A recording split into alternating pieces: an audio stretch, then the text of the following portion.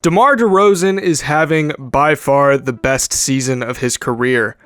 Despite the criticisms that Chicago received during free agency when they acquired Lonzo Ball and DeMar DeRozan, it's looking as though it's working to borderline perfection. And a lot of that success can be attributed to the MVP caliber play of DeMar DeRozan. The Bulls are hanging around the top of the Eastern Conference, and they were able to weather the storm of the majority of their roster entering health and safety protocols, with their record not taking too much of a hit.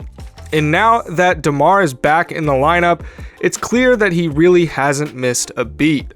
DeMar DeRozan does a lot of things well, but the most obvious of those things is the fact that he is a deadly mid-range assassin. While he's most definitely been able to improve his three-point shooting ability, the beauty in DeMar's game doesn't come from beyond the arc, it comes from inside of it. In this video, I'm going to cover what he's doing that's so special, how it's making the Bulls better, and why I think he's more of an MVP caliber talent than people realize. We're going to cover a lot in this video, so be sure to stick around until the end so that you don't miss anything. We're almost to 4,000 subscribers, so if you're new and you enjoy the video, be sure to hit that subscribe button. Let's get right into it.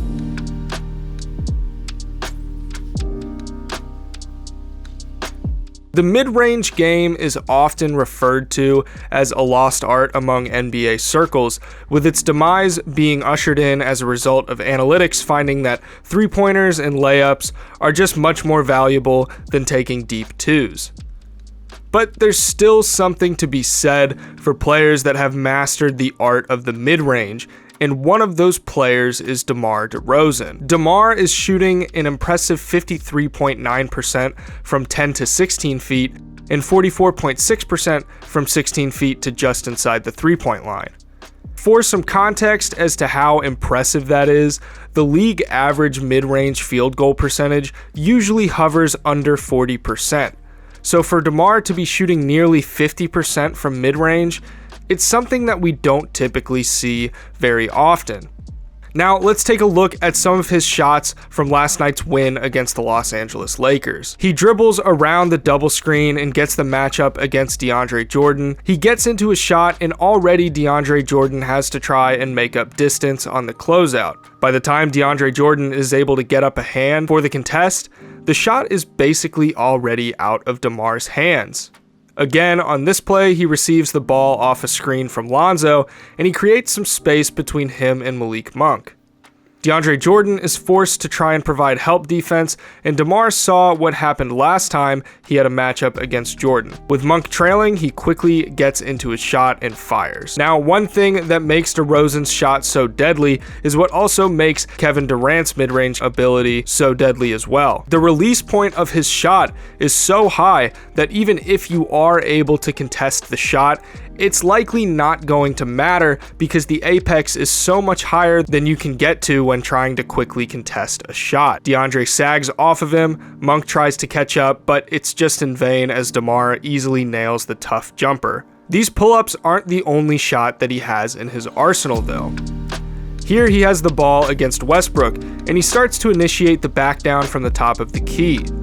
As he prepares to get into his shot, I want you to notice something. Look at how much space he creates from Russell Westbrook just off the gather step into the turnaround.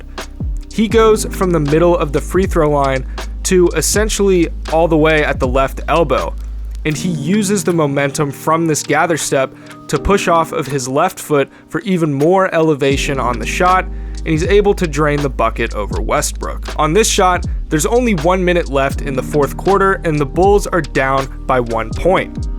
Since the Bulls only needed 2, it makes sense that the Lakers would be preparing for a shot at the rim simply because that's the highest percentage shot that you can get. DeMar had other things in mind. He takes LeBron off the dribble, and within milliseconds of entering the three-point line, he stops, gets into his shot, and by the time LeBron is even able to get a hand in his face, the ball is already on its way towards the basket. It's the unpredictable nature of DeMar's mid-range game that makes him so lethal. Defenders are constantly caught off guard by his lightning-fast ability to stop, pop, and get that shot off. DeMar illustrates the value of the rhythm jumper. He rarely does anything particularly fancy in order to get into his shot, and more often than not, it's usually nothing more than a couple of dribbles and maybe a crossover to get into his shot. This could potentially help reduce variance in his shot mechanics, since he's not really doing a whole lot prior to initiating the shot. When you eliminate variables, less things can go wrong. So when your mid-range game is built upon basic dribble moves and relying on the elevation and high release point of your shot to get you a bucket, it makes for a more consistent shot in that zone. The idea that the mid-range shot isn't a good shot just simply isn't true. It's more just the fact that most people aren't able to do it like DeMar can.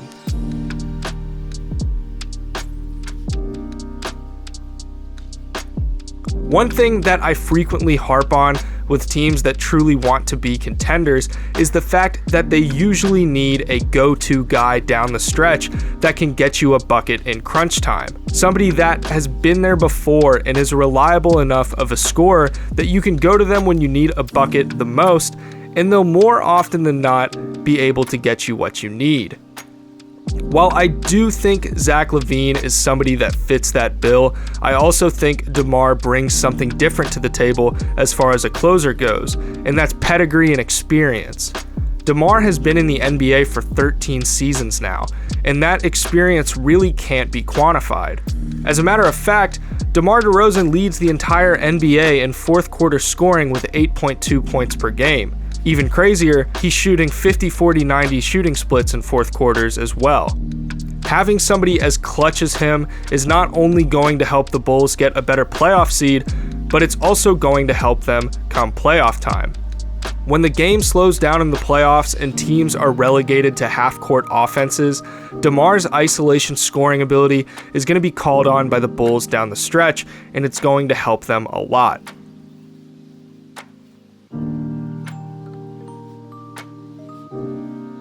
Now, obviously, there's going to be the usual suspects as far as the MVP race goes, with Curry, Jokic, KD, Giannis, but I truly do think that DeMar deserves to be in that conversation. He's been transformative for this team, and the eye test and every impact metric available will tell you just how valuable of a player he's been.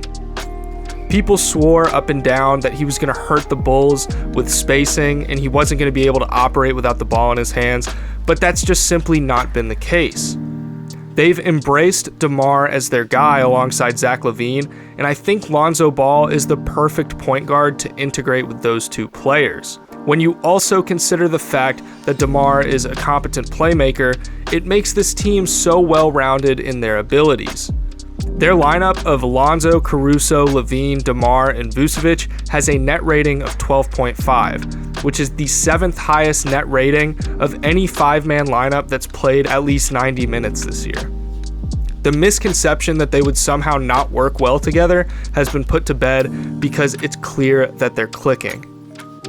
I feel like it goes without saying at this point, but DeMar is pretty clearly an all-NBA level player, and easily ranks in my personal top 10 players league-wide. His play has been nothing short of elite, and I think it's time that he starts to get the recognition that he truly deserves. What have your thoughts been on DeMar DeRozan so far this season? Be sure to let me know in the comments below, and as always, if you guys enjoyed this video, please be sure to hit that subscribe button. We're less than 300 subs away from 4,000, so let's try to hit that by the end of the year. As always, be sure to leave a like on the video because that's the #1 way to help me out with the YouTube algorithm and get this video recommended to more people. Thank you guys so much for watching, and I will see you in the next one.